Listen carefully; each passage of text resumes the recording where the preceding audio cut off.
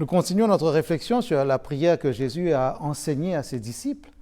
Et c'est important pour nous de comprendre que dans la succession des phrases que Jésus prononce, il y a comme un apprentissage pour nous. Nous apprenons que la première chose, nous l'avions dit, c'est de nous souvenir que Dieu n'est pas un Dieu banal, il n'est pas à notre niveau. Il est aux cieux, c'est-à-dire qu'il est plus élevé, plus grand que nous. Donc quand nous prions, nous ne nous adressons pas à un égal, nous ne nous adressons pas à quelqu'un de commun, nous nous adressons à quelqu'un qui siège dans les cieux. La Bible dit que son trône est élevé, son trône est dans les cieux. Lisez les psaumes et vous comprendrez cela aussi. Si vous n'êtes pas encore bien habitué avec les textes bibliques, demandez conseil à des amis. Demandez-leur de vous expliquer ce lien entre Dieu et l'idée de régner, l'idée de trône, l'idée de puissance, de pouvoir, l'idée d'être élevé, d'être plus grand que tout et que tous. Alors, la quatrième chose que Jésus demande au Père, c'est que sa volonté soit faite. Sa volonté. Quand nous lisons cela dans la prière dans Matthieu chapitre 6, nous découvrons que c'est une véritable demande que Jésus fait parce que il a donné comme un ordre.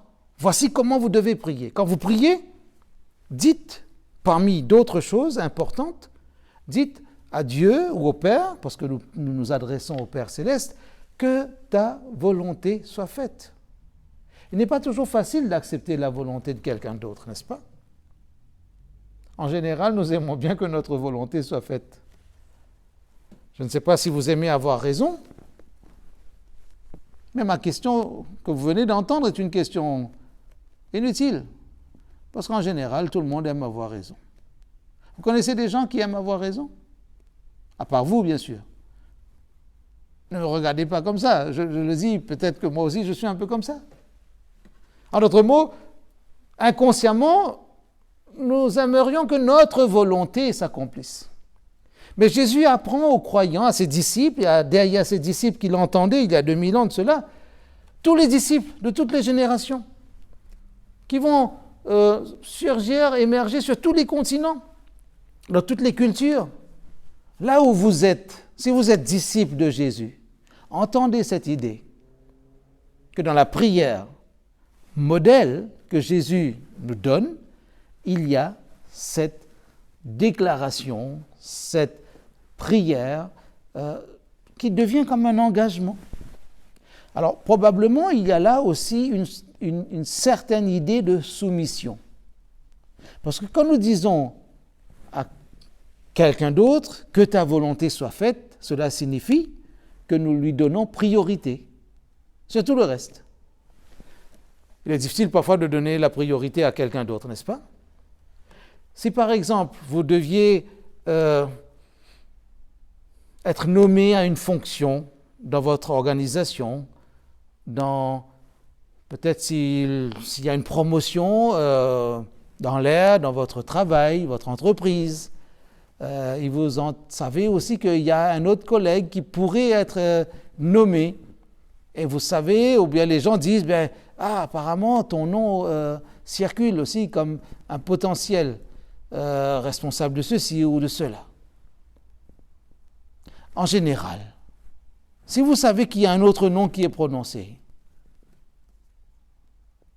lequel des deux va dire non, donnez la priorité à l'autre quand il n'y a qu'une place? Nous voulons tous avoir la priorité, n'est-ce pas? Vous avez regardé comment les gens conduisent? Nous avons l'impression que c'est toujours les autres qui ne respectent pas la priorité. Sur les ronds-points, par exemple. Comme si dans l'esprit des autres, de tout le monde, il faut passer avant l'autre. Passer avant, gagner plus, prendre le dessus, empêcher l'autre d'atteindre tel objectif. Tout faire pour que l'autre ne soit pas nommé. Ça s'appelle la concurrence. Ça s'appelle aussi la compétition. Parfois, ça commence par la comparaison. On pourrait penser qu'un tel mérite mieux que tel autre. Et parfois, c'est un tel qui mérite mieux, c'est nous. Jésus connaît le cœur des hommes parce qu'il lit dans les pensées. C'est le Seigneur. Nous ne pouvons rien lui cacher. Et il sait que très souvent, nous avons envie que nos désirs se réalisent, que nos rêves deviennent réalité, que nos paroles soient écoutées, que quand nous demandons quelque chose, que les gens, j'allais dire, exaucent nos vœux. Mais non, ici, il dit que ta volonté soit faite. Priorité au Seigneur. Avez-vous déjà demandé au Seigneur que sa volonté soit faite? Si vous avez commencé à prier, pour ceux qui sont en train de chercher, de découvrir la parole de Dieu, de ceux qui apprennent à prier, peut-être vous apprenez à prier avec vos amis, peut-être vous fréquentez une église depuis quelque temps et vous entendez les autres prier. Peut-être vous cherchez dans les prières cette phrase « que ta volonté soit faite ». Parfois vous ne l'entendez pas, mais parfois vous l'entendez. Parce que vous dites, tiens, quelqu'un a dit, on va prier pour les malades, mais on ne peut pas donner d'ordre au Seigneur. Donc on va lui dire que ta volonté soit faite. Mais quand nous demandons à Dieu que sa volonté soit faite, c'est l'idée vraiment qu'il y ait une soumission à la volonté de Dieu. Ce n'est pas toujours une chose facile, comme nous l'avons dit. Il faut beaucoup de courage, beaucoup d'humilité, beaucoup peut-être aussi de générosité pour accepter que l'autre ait une place dans notre environnement. Cela m'amuse toujours de voir les gens qui se disputent pour une place de parking devant un supermarché. Il y a des endroits, les gens ne font pas la queue de manière civile ou civique, polie. Premier venu, premier servi. C'est celui qui est plus grand, qui a un bras plus long, qui peut passer par-dessus les têtes des autres ou les épaules des autres. Et parfois en face, les commerçants regardent qui achète plus vite parce que ce qui intéresse, c'est l'argent, le profit. Il y en a d'autres qui disent aux gens, faites la queue s'il vous plaît, pour qu'il y ait un peu d'ordre dans l'espace commercial. Et c'est heureux ainsi. Peut-être dans le quotidien, nous apprenons aussi à donner à l'autre aussi une place, à accepter que l'autre aussi ait une volonté et une opinion, une idée. Mais le christianisme nous aide à développer cette idée-là. Mais le christianisme de Jésus lui-même, je ne parle pas du christianisme que parfois les chrétiens ont déformé. Mais le christianisme que Jésus pose ici demande une chose prioritaire. Que ta volonté soit faite. Que ta volonté soit faite. Maintenant, une question toute simple se pose. Est-ce qu'on peut définir la volonté de Dieu? Qu'est-ce que cela représente, la volonté de Dieu? Jésus lui-même donne une définition assez intéressante dans l'évangile de Jean, chapitre 6. L'évangile de Jean, chapitre 6. Et au verset 40. Cela peut étonner, parce qu'on se dit, mais dans la prière même, on n'a pas l'impression d'entendre cela. Mais quand nous lisons Jean, chapitre 6, verset 40,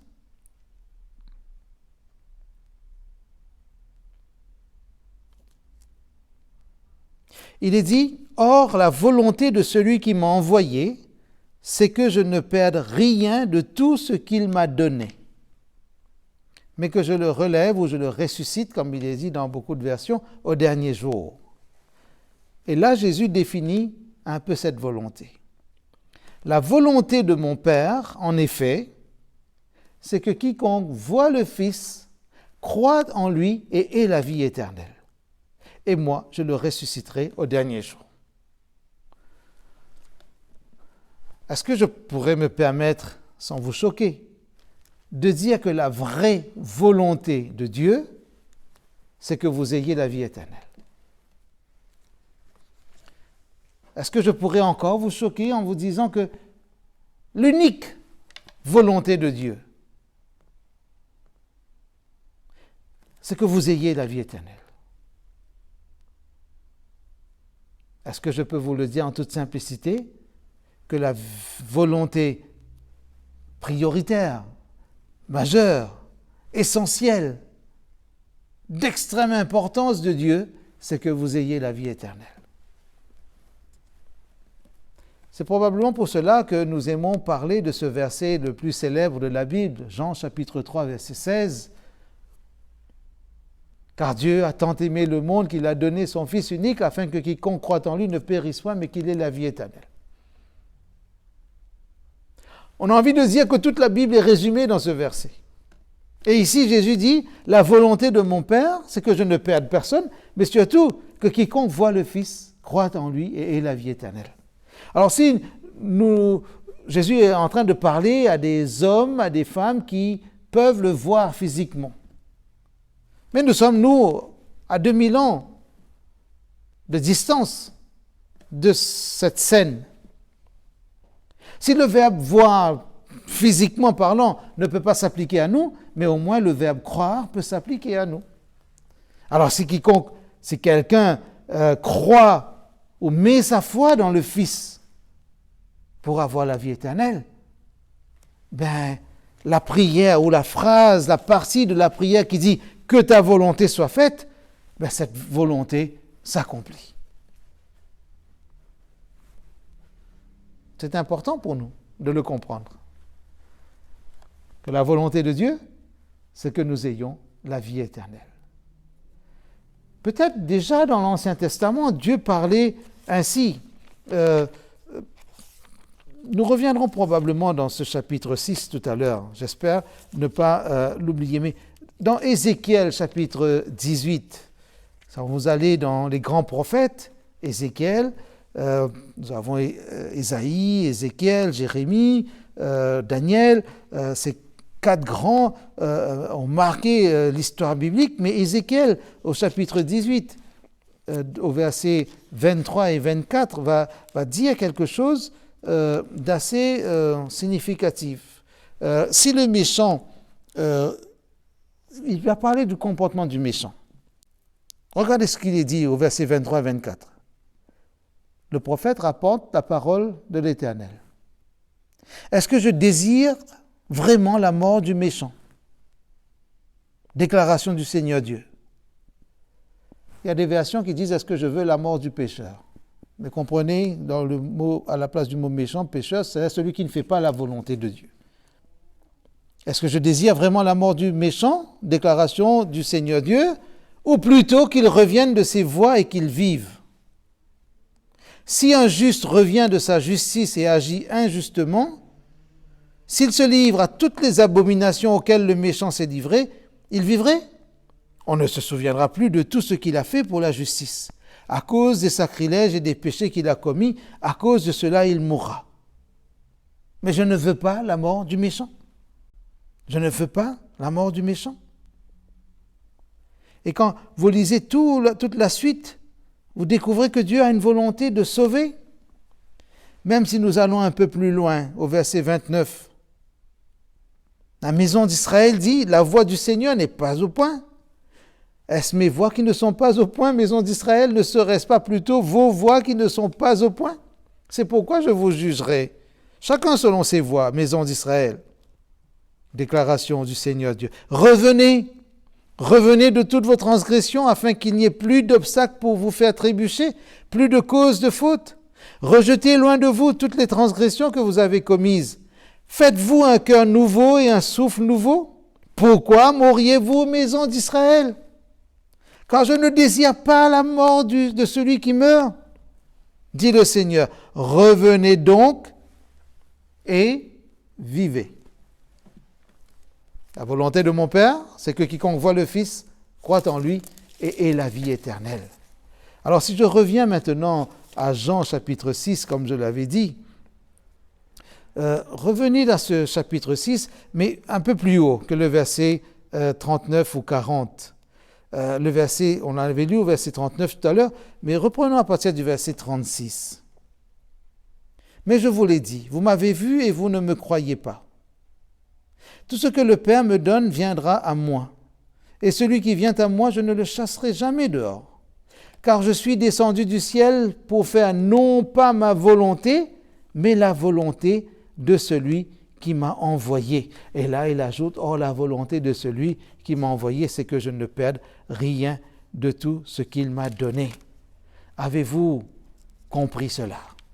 Avez-vous compris que quand nous disons que ta volonté soit faite, que cette volonté vise surtout notre salut, pas autre chose.